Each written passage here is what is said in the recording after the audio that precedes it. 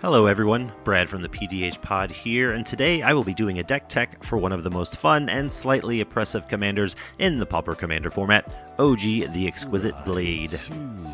OG the Exquisite Blade is a 4-mana legendary creature from Commander Legends Baldur's Gate that costs 2, a white, and a blue for a 2/3 that says, when OG the Exquisite Blade enters the battlefield, you gain 2 life and scry 2. And also says, whenever you cast your second spell each turn, exile up to 1 target creature you control, then return it to the battlefield under its owner's control. At its core, at its heart, and literally in the text box, any deck with this human monk at the helm is a flicker deck. But Brad, you might say, we already have a handful of these commanders and they're really strong, you might add. Well, listen here, Jack. What's nice about OG is that the flicker and card advantage is built into the rules text. It's not totally dissimilar from Soul Herder, but opposed to the aforementioned spirit, OG actively pays you off for flickering in the form of card advantage and incremental life gain, whereas Soul Herder just ends up being a big, large, Voltron-esque threat. I'll warn you now, though, OG decks are grindy. Like super grindy. I don't think I've ever played a game with my version of the deck that ended in under 90 minutes. Because of that, it's hard to justify taking OG into a tournament environment. And also because of that, I've included a pretty standard Drake Flicker Capsize combo into the deck, just in case. The hard lesson I had to learn about OG is that they want you to be a reactive draw-go style deck that likes to play spells on, ideally, every opponent's turn. If you find yourself triggering OG and flickering your creatures on your turn, you are in for a bumpy ride, my friend. Our creatures aren't big, so they need to be attacking as often as possible, and if you get stuck in a feedback loop of constantly having summoning sick bodies on the battlefield, you might as well pack it up. One of my favorite archetypes in any Pauper format is spell slinging, and OG takes you down that path, but in non-traditional spell slinging colors.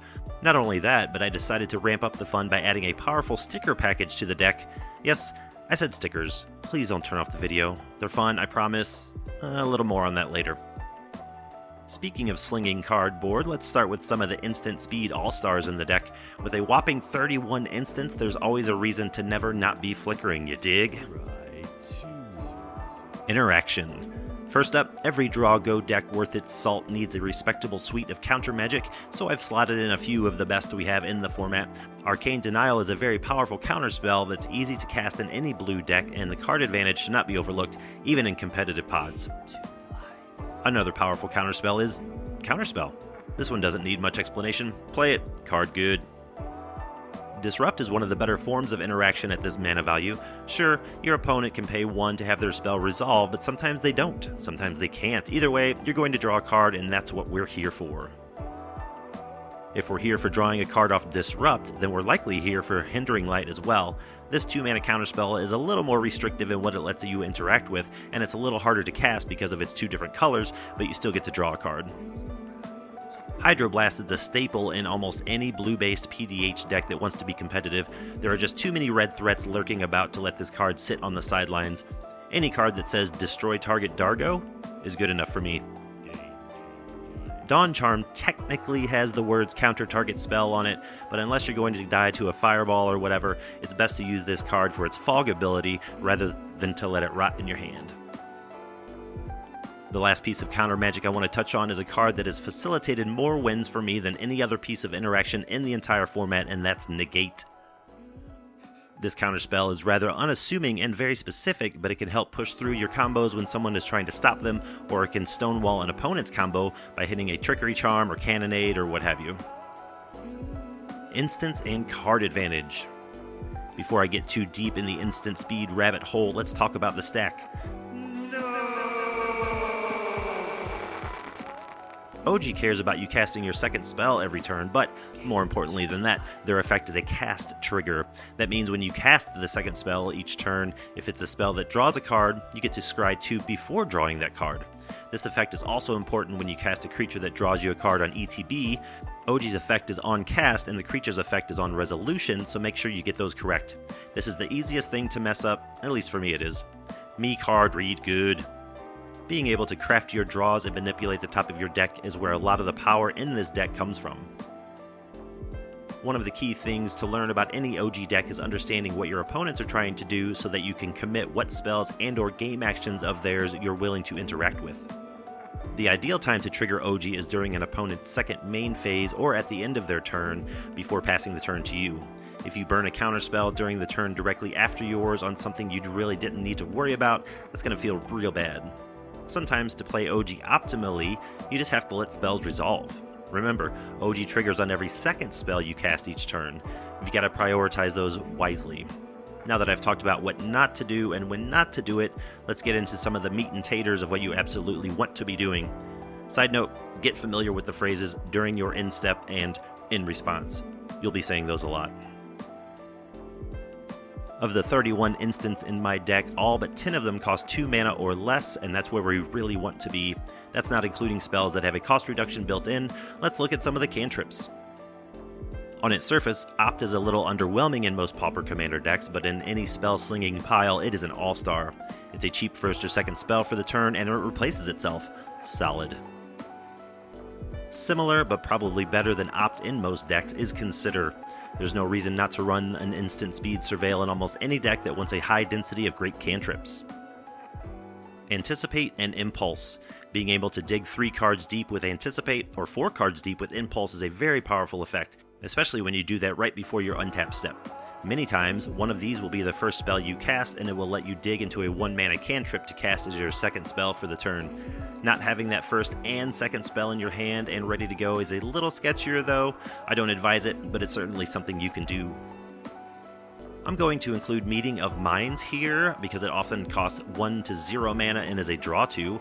I'm not concerned at all with tapping my creatures to pay for its convoke cost because A, one of them is probably getting flickered so it can come back down as a blocker and get me another ETB, and 2, if I'm casting Meeting of Minds right before my turn starts, then I don't need a blocker. This card is a staple in many blue decks and it's no different here. One of the better creature-based ways to get card advantage in this deck is with Augury Owl. It's a 2-mana 1/1 flyer that lets you scry 3 when it enters the battlefield. If you've got the right combination of spells to trigger OG, you'll be scrying 5 and maybe drawing some cards as well. Candlekeep Sage is probably the most busted, outrageously offensive card in the deck, period. I mean, it's just unreal. If this background enchantment resolves, you can expect to draw 4 to 8 to 12 cards off of it over the course of a game. Once you start triggering OG and target themselves with their own ability, Candlekeep Sage is unstoppable. I mean, gain 2 life, scry 2, then drawing 2 or more cards for hardly any mana investment at all is on a power level we really don't have at common. Please use it, and please abuse it. This card alone is why I've considered putting Thought Vessel or Decanter of Endless Rest into the list. What's better than triggering OG once to get some of those sweet, sweet ETBs? While doing it twice to get some of those sweet, sweet, sweet, sweet ETBs. Moving up the mana value ladder, we've got some instant speed flickers, starting with Flicker of Fate. This 2-mana flicker has quickly become a staple in almost every white deck I play because of its ability to protect a valuable piece of cardboard from removal or get you another ETB off, I don't know, Miria's Outrider or Omen of the Sun or whatever. Blur. This juicer was printed alongside OG and CLB, and while I don't play it as much as I used to, it remains a strong flicker option in any deck that cares about that sort of thing. Being able to draw you a card makes this 3-mana blink especially good. Ghostly Flicker. Moving on. Scroll Shift is one of the best white commons that March of the Machines gave to Pauper Commander. The fact that it can flicker a creature, an artifact, or an enchantment is highly valuable in a ton of different decks, and that precious draw a card line of text is priceless in so many white-based lists where card advantage is at a premium.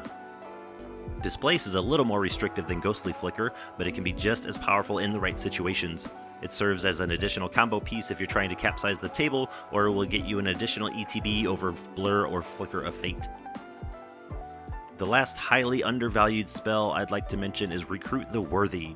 Being able to create a creature at instant speed for 1 mana is nutty in a meta full of edicts. It can also provide a much necessary chump blocker in the right scenario. Its buyback ability doesn't come up as often as you might think, but it is sure nice to have it when you need it. Lastly, Gitaxian Probe, Lorien Revealed, and Ponder are all really good in this deck, but they're sorceries, so let's move on. My Protection Suite. Because OG will be gaining you 2 life like a dozen times, they're going to be the target of many removal spells.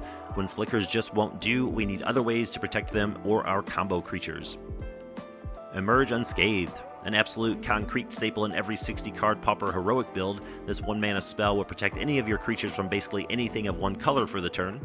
The beauty here is that you get to cast it for free with its rebound ability, so that means you just need to cast one more spell for the turn to trigger your commander. Notable exclusion. Before you ask, I specifically do not run Ephemerate. I know it's the GOAT, and I know it reads as perfectly powerful in a blue-white flicker deck, but its rebound ability goes off on your upkeep, which, if you were paying attention earlier, means that yet another one of your creatures will be summoning sick. I won't besmirch anyone for playing this card in their OG deck, I've just been less than impressed with how it plays out here. Shore Up and Stave Off. The former gives any creature you control a power and toughness boost, plus hexproof until the end of turn.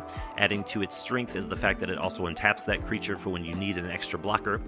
For the latter, if you watched my Minthara deck tech, you'll know that I love Stave Off as an easy-to-cast protection spell, or as a super efficient way to hard stop your opponent's combo for 1 mana. Saiba Cryptomancer has been in my OG deck since the day it was spoiled. A 2-mana 0/1 isn't great, but a 2-mana 1/2 with flash is great in this deck. Its power and toughness are not what we care about here, though. First, it's got flash, so that will help you trigger OG on not your turn, but it also gives another one of your creatures hexproof until the end of turn, which is super powerful. Okay, so I've said ETBs 100 times already. What ETBs are we wanting to take advantage of? Well, let's go over some of those. I won't go over my entire creature package, just some of the ones with good ETBs, and then touch on some of the closers. Spirited Companion. This is everyone but Liam's best, goodest boy, and it shines in a deck that can repeatedly flicker it for free. Not much else to say here. Card-wise, Search Party Captain might be a little better than Spirited Companion, but dog-wise, it certainly isn't. Having a 2/2 that draws you a card that potentially only costs 1 mana is dynamite in this deck. It's super flickerable and makes for a decent blocker in some cases as well. Muldrifter. Mully D is the GOAT. Done. Cloudkin Seer and Inspiring Overseer. These are both 3-mana 2/1 flyers, and there's one for each color. There's absolutely nothing wrong with these stats and abilities, especially when you can flicker the daylights out of them. These are the types of cards where you want to pay closer attention to how you're stacking your various triggers. Pauper Commando can and does act as removal in this deck, but where it shines is by having flash, which, as we've learned, counts towards your first or second spells during any turn. Glitterfitter, Ticket Automaton, and Airy Elephant. These are great flicker targets that provide an engine for your sticker package, which we will get into a little bit later. Lastly, if straight up denial is your game, then Stonehorde Dignitary will get you some W's. If you've got the game locked down enough to where you can flicker this rhino a few times every turn cycle, you're only going to lose the game if you want to lose the game. Cavalry Drill Master has been a little underwhelming in this deck, but being able to give any creature +2 to its power when it's flickerable for free has been strong when it actually works. Teleria Terror. Sadly, or fortunately, depending on who you ask, this Serpent doesn't have evasion, but a 1-mana 5/5 with Ward 2 is a nightmare for some opponents. Card good, will play. Soul of Migration. Why yes, I would like to put its trigger on the stack, flicker it with OG, maybe hit it with another flicker or something ridiculous and make a flock of birds and have a 2/4 flyer left over. Thanks for asking. Sword Coast Serpent. Telerian Terror in shambles right now.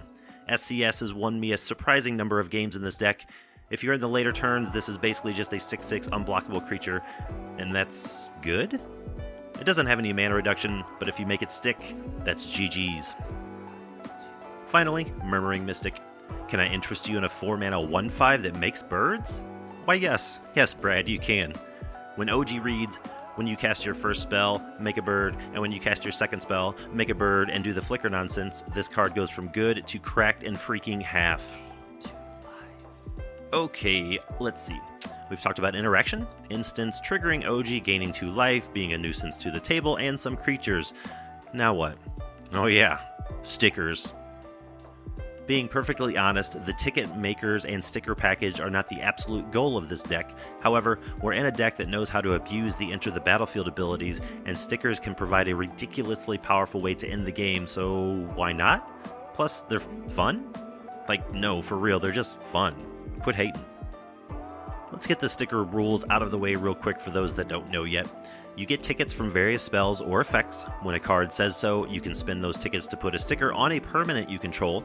Those stickers remain on the card in all public zones until the game is over. If the permanent were to be bounced back to your hand or put back into your library, the sticker falls off and you are sad.